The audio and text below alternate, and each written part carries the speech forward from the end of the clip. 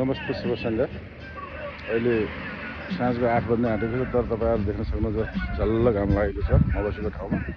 यो उत्तर अमेरिकाको एउटा क्षेत्र जहाँ अहिले म इभिनिङ वाक हिँडिरहेको छु। त्यो देख्न सक्नुहुन्छ घाम।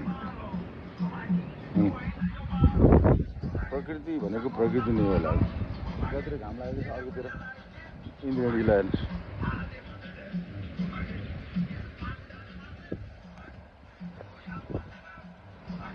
रेनबो।